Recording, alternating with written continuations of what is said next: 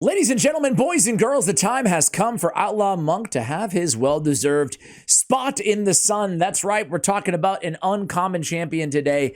Outlaw Monk, only one request from Brian Norden, so a big shout out for you, asking for an update on Outlaw Monk and Shield Guard. Shield Guard was actually, I want to say, like the second or third champion that we ever did a guide on this channel. So go ahead and look back in the catalog. I don't think much has changed with Shield Guard, but let's talk about Outlaw Monk.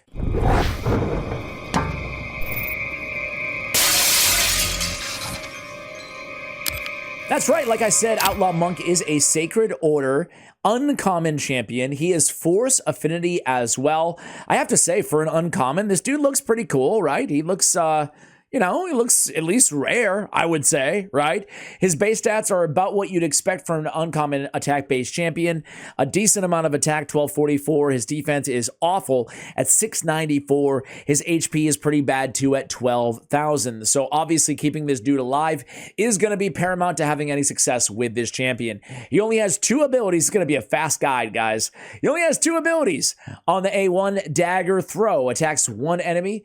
Has a 10% chance for an extra turn. Now you can get that up to a 25% chance for an extra turn by booking up the A1. You do have to use your rare skill tomes, your rare books, unfortunately. I would say, though, that this is a rare instance where putting rare skill tomes, if you're actually going to use Outlaw Monk, which we'll talk about why you might want to in this video, is actually worth it there, right? Because getting a 25% extra turn is great because it helps you come back into the A2, which is foul play, which is certainly the highlight of his kit. It's the reason that he's one of the, 5 uncommons in the game that are actually worth kind of talking about. Places 2 big versions of poison on the target for 2 turns. So 2 poisons on a single target on a 3-turn cooldown is not too bad, honestly, especially for an uncommon champion. Now, with the extra turns, you have a chance to get back to that in 2 turns instead of 3, and then it's even more competent in terms of a poison applier ability in this dude's kit. That's it. That's all he's got, right? So he's got foul play and he's got dagger throw, a pretty basic champion. Now, where would you want to use him and why would you want to use him? Well, it's probably pretty obvious, right? 2 words or 3 words: clan boss, dragon. Right? Those are the areas that Outlaw Monk performs the best. I am going to show you him in a dragon team. I tried to use the worst gear on my account on this dude because, let's be real, people who are going to be considering investing in Outlaw Monk are either looking for easy clan versus clan points, or they're very early in the game, like very early, and they're lacking an already competent poisoner, which you already have Kale potentially. So Outlaw Monk could be a viable choice to folks out there who don't choose Kale as their starter, and they're lacking that poison in the early game in these fundamental areas like Dragon and Clan Boss. That all being said, you can certainly run him alongside Kale as well, just to double dip on those poisons in those 2 areas of the game. You could also use him in Faction Wars against the Red Boss. Just keep in mind, he's like a C in Faction Wars. He's not going to help you out at all in waves, and the majority of Faction Wars is wave-based content on the non-boss levels, right? So anyway, let's take a look at how we built this dude today. You can absolutely throw him in to your lifesteal gear if you want to. He'll be able to at least keep himself alive. Obviously, that's going to be the first priority. The second priority is going to be accuracy on Outlaw Monk. It's kind of weird. I don't know if I should even utter these words out loud. I never have yet, but you're hearing it here for the first time. Would you guys be in favor of any restrictive content in the game that requires all uncommons? Now, they've done that. They did that recently with, Spider, I believe, an all uncommon team. But what about like a secret room or an area in like Cursed City that's all uncommons? Would that be awesome, or would that be a terrible idea? Because not that many people, besides Armiger, maybe Outlaw Monk, maybe Shield Guard, there's a couple others too. That's kind of it, right? Who's the barbarian that I'm thinking? Zephyr Sniper, right? So there's a few. Sister Militant, a common, with an AoE on one ability. I think it's called Swing. Anyway, I digress. Outlaw Monk. I threw him in a perception set because I didn't have that much accuracy gear left on the account at this point that's not being used by somebody else. So Accuracy and speed sets are going to be the way to go for this champion. Ignore the Slayer. I just put him into pieces of accessories that I had at 5-star rare. I was looking for rare accessories. We don't care so much about crit rate and crit damage on this champion. The majority of his damage is coming from the poisons. I feel like an early mistake that people make when building this champion is they go ahead and they put crit rate on the gauntlets out the gate. And because he's so squishy, he's really difficult to keep alive if you're only running crit rate and attack percentage. So instead, I built him, even though percentage doesn't scale on him that well. And when it comes to defense, I mean, it's borderline just go flat stat, right? But what I want to do is I want to allocate my accessories and my gauntlets and my chest at survivability on this dude, right? So that means defense on the ring or HP, defense or HP on the amulet, accuracy on the banner, right? And then defense or HP percentage or even flat stat, maybe if the gear is nice, on the gauntlets, and then defense or HP percentage on the chest as well, right? So there it is. You're looking at, by the way, the worst gear on my account. What do you guys think? I've managed to find a 5-star rare piece here. I didn't have any non-legendary boots, so we're rocking speed on the boots. You guys are gonna want to go no matter where you are in the game. You're gonna want to go speed on the boots, survivability, HP percentage, defense percentage on the chest, and then usually survivability on the gauntlets as well.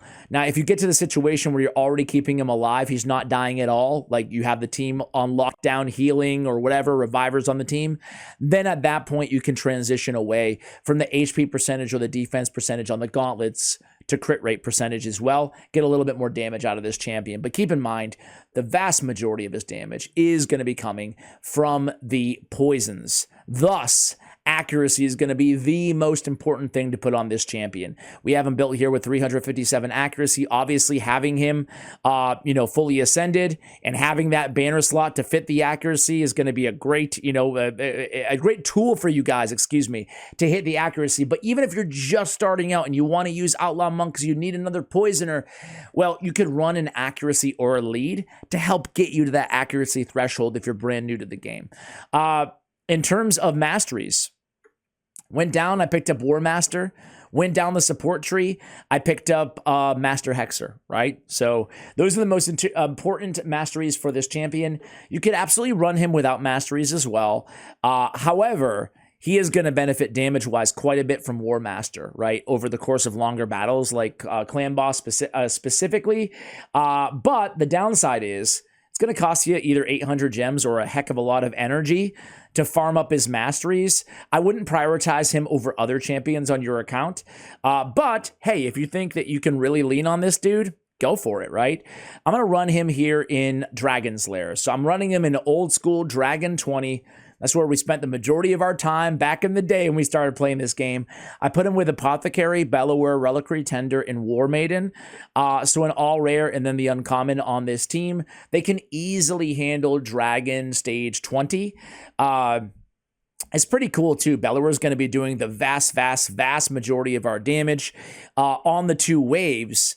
And then it's going to shift the DPS kind of burden, so to speak, of this team is actually going to shift to Outlaw Monk. After that, he's going to be dealing the most damage to the actual dragon. Now, the nice thing on this team, what do we have alongside of him, right? You can see he just got an extra turn off of his A1. Definitely helpful, right? Get back to more poisons, which is what we want from this dude. So if we're going to run him in Clan Boss, definitely going to want to increase defense champion, right, on the same team. Ideally, an increased speed champion. Early game Clan Boss, Apothecary is going to be great if you're lucky enough to have him.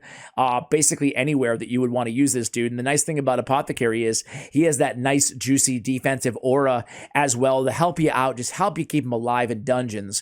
Now, obviously, we also have a Cleanser on this team and Reliquary Tender. You can see he is aggro on this team. He's the one being targeted, but he's doing a pretty good job so far. He hasn't died, and we do have Apothecary and Reliquary Tender to heal him if he should die. We'll see if he dies to the dragon. We have War Maiden, who's our debuffer. So again, whether you're on dragon or whether you're on Clan Boss, you want to decrease defense champion. War Maiden is campaign farmable in stage 9, I want to say.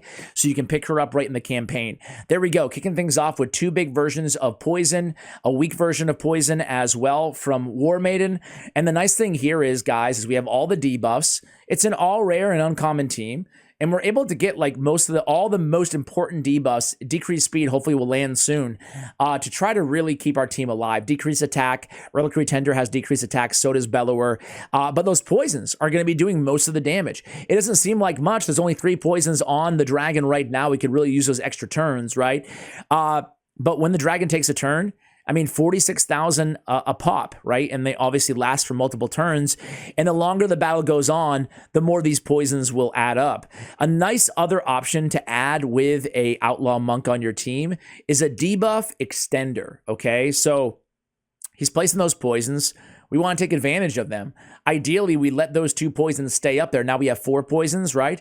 And we let them really stack up on the target, right? So a clan boss eating up like 8 of those debuff spots on poisons would be very beneficial, and then slap a decreased defense and a weaken or decreased attack, right? Or 7. You guys get the point, right? So Outlaw Monk, he puts out a 857,000 damage, but again, that is almost all coming, the vast majority of it, against the actual dragon. He's a boss killer, provided the boss is susceptible to poison, right? So that's all you need to know about Outlaw Monk, guys. He is a champion. I do have to, I have to end with a sober note on Outlaw Monk.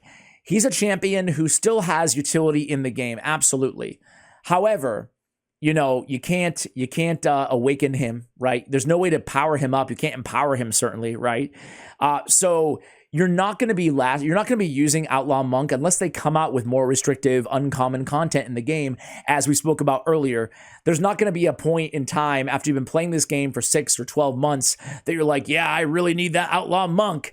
He's not going to last you into the mid and the late game as much as, or as well as most of the other champions that we do guides on here on the channel, but he's still a viable option as a poison debuffer. And heck, you don't even need to take him all the way to level 60. That's the cool thing. I think it's valuable to book him. I think it's valuable to get masteries if you're going to be using him, but I don't think it's absolutely imperative that we take him all the way to level 60. You can get away with using him at level 50, provided you emphasize his durability, his sustainability, his health, right? Keep him alive. Guys, that's going to do it for the guide on Outlaw Monk. There we go. Any other uncommons you guys want to see, let me know in the comments below. Much love, and as always, take care, guys.